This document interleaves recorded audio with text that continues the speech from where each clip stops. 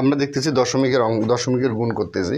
এইখানে উপরে যা আছে 0.01, নিচে কি আছে, নিচে আমার এখানে একটা 1 আছে, এখানে একটা, মাঝখানে কি আছে, এগুলো দশমিক আছে।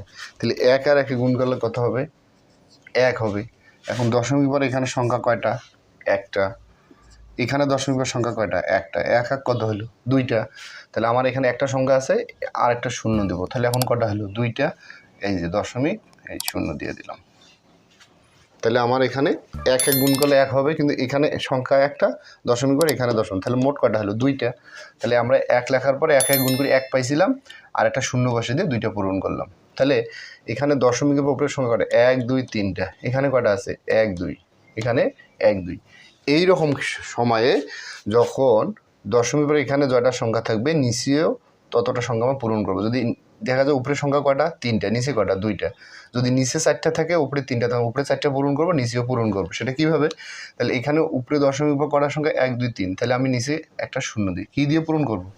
শূন্য দিয়ে। তাহলে আমরা এই পূরণের কাজগুলো কী দিয়ে করবো? শূন্য দিয়ে। তাহলে এখন আমার নিচে কটা সংখ্যা হলো? 1 2 3, 1 2 3। তাহলে এখানে দশমিক, তাহলে উপরে সংখ্যার সামনে যে শূন্য কোনো দাম নাই, 1-এর সামনে যে শূন্য দশমিক, এগুলোর কোনো দাম নেই, তাহলে কী থাকে? 10। তাহলে 10কে আবার 1 দিয়ে ভাগ দিলে কত হবে? 0.1 অ্যান্সার। এখন অনেকের মধ্যে প্রশ্ন জাগতে পারে যে এইটা থেকে আমার মূল অঙ্ক তো ছিল এটা, আমি যে শূন্যটা দিয়েছিলাম, আমরা এইটা থেকে, এইখান থেকে আমি কিভাবে এইটা পেলাম? এটা আমরা ব্যাখ্যা দেখতে পারি। যেমন প্রশ্ন ছিল কি, এটা 0.01, নিচে ছিল 0.01, তাই না? তাহলে আমরা এখানে যে মিডিলে টান দিলাম, এইটা যদি আমরা তুলে দেই, তাহলে এখানে 0.001, তাহলে এইটা আমি দশমিক যদি উঠাই দিই, তাহলে এখানে শূন্যের জন্য এদিক কত পাই? 1। এখানে সংখ্যা কটা? 1 2 3, তাহলে 3টা শূন্য। নিচেরটার জন্য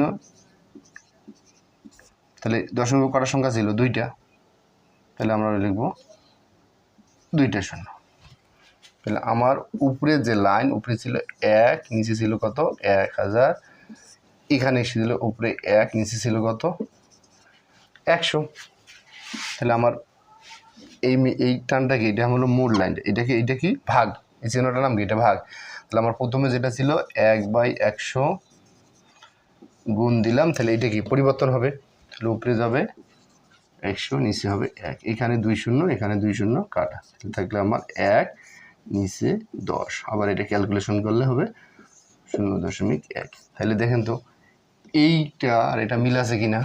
তাহলে এতগুলান ব্যাখ্যা করা লাগবে না যদি আমি টেকনিকটা যাই, টেকনিক জানি, অঙ্ক করি। তো আরও কিছু টেকনিক দেখি। এরকম ধরি,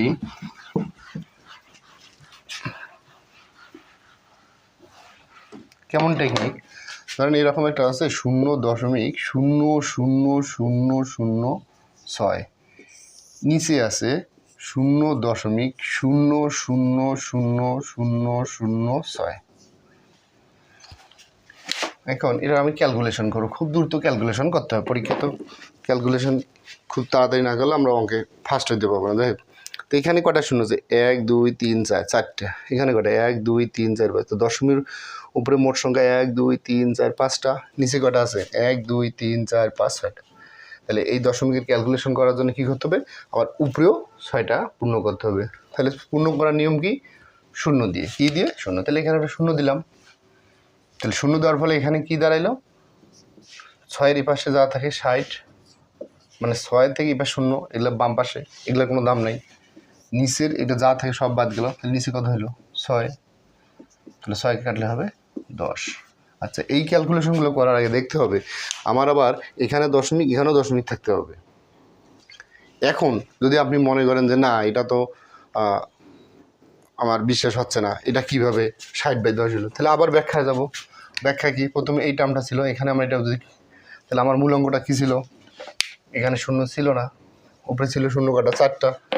তাহলে যদি আমরা এইটাকে আমরা লিখি, উঠাই দিই, তাহলে উপরে থাকে ধরেন 6, এই যে দশমিকটা উঠাই দেওয়ার কারণে 1, এখানে কটা সংখ্যা? 1 2 3 4 5টা, 3 4 5টা দিলাম। নিচে অনুরূপ এই যে দশমিকটা যদি উঠে দিই, এখানে 6 ছিল, তাহলে এখানে কত? 1 2 3 4 5 6টা ছিল, 1 দিয়ে 6টা শূন্য। তাহলে আমার মূল লাইন কোনটা? এটা আমার কি মূল লাইন। এই লাইনটার অর্থ কি? ভাগ। তাহলে প্রথমটা ঠিক থাকবে 6, নিচে কত? 1 2 3 4 5টা। এটা যখন গুণ দেবো তখন কি এটা পরিবর্তন হবে? তাহলে এটা উপরে যাবে 2 3 4 5 6, নিচে কত থাকলো? 6। তাহলে এখানে শূন্য কটা ছিল? 5টা। এখানে 5টা কেটে দিলাম। তাহলে উপরে কি থাকতেছে? 6 10 60, নিচে এলো 6। তাহলে 6কে এইটাতে কাটলে হবে 10। আমার অ্যান্সার, আমি যেভাবে যাই না কেন আমার অ্যান্সার আসবে কত? 10। তাহলে আমরা যদি টেকনিক আকারে করি দেখো কত সময় কম লাগতেছে, আর এটা করতে গেলে কত সময় লাগবে।